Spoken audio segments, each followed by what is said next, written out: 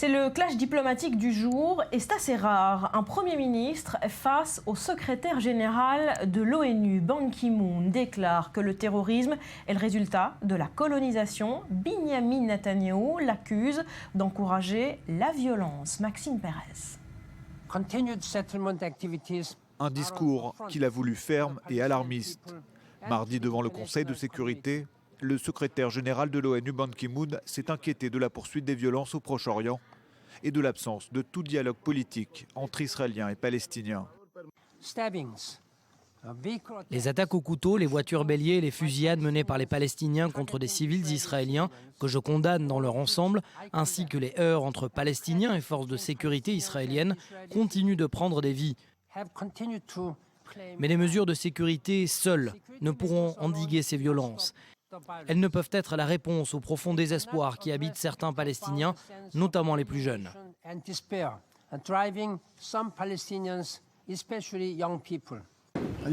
Des déclarations qui ont immédiatement fait bondir Benyamin Netanyahou, déjà mis en cause sur la scène politique intérieure pour sa gestion de l'actuelle vague d'attentats. Le Premier ministre n'a pas mâché ses mots. Les propos du secrétaire général ne font que renforcer le terrorisme. Il n'y a aucune justification pour le terrorisme. Les meurtriers palestiniens ne désirent pas construire un État, ils veulent détruire un État. Et ils l'affirment publiquement. Ils souhaitent tuer des juifs partout où ils se trouvent et ils le disent publiquement. Il n'y a pas de meurtre qui serve la cause de la paix ou celle des droits de l'homme. Une escarmouche diplomatique qui satisfait les Palestiniens. Elle intervient suite à l'annonce d'un nouvel appel d'offres concernant 150 logements dans des implantations juives de Cisjordanie. La semaine dernière, c'était la saisie de 150 hectares de terres agricoles palestiniennes près de la ville de Jéricho, qui avait valu à Israël de vives condamnations internationales, y compris américaines. Voilà, et on tente de décrypter cette situation avec vous, Dror Even Sapir. Alors on le sait, l'ONU n'a jamais été vraiment tendre avec Israël, mais là, la radicalité des propos surprend quand même. Oui, alors il y a eu les petites phrases de Ban Ki-moon contre la construction dans les implantations israéliennes en Cisjordanie, contre ce qu'il appelle le désespoir des Palestiniens, et puis surtout Barbara, cette phrase particulièrement virulente, surtout à des oreilles israéliennes et juives, on va la voir tout de suite.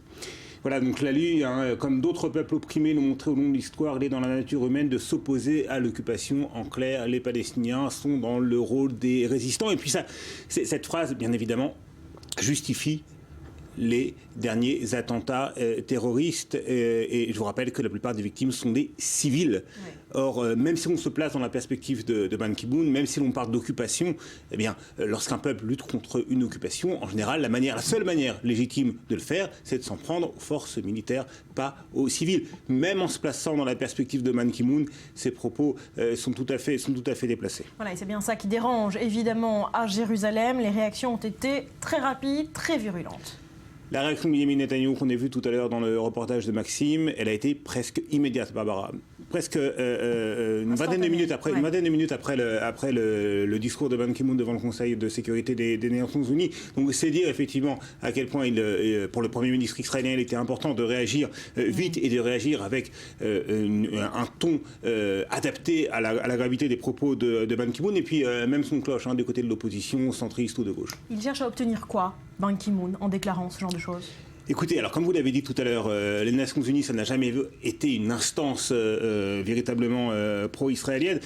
On a quand même l'impression, quand on replace les propos de Ban Ki-moon dans le contexte actuel, qu'il a peut-être senti que le moment était venu, que le moment était opportun pour lui d'aller encore plus loin dans la critique d'Israël. Je vous rappelle les propos tenus récemment par l'ambassadeur américain en Israël, Dan Shapiro, qui ne sont pas allés aussi loin que ceux de Ban Ki-moon, bien évidemment, mais tout de même de la part d'un ami d'Israël, dire qu'il y avait un double standard dans l'application de la loi concernant les Israéliens et les Palestiniens dans les territoires.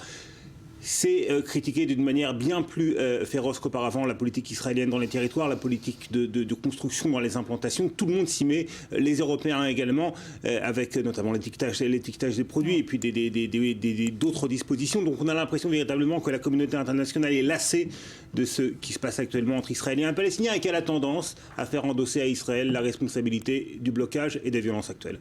Merci, Dror.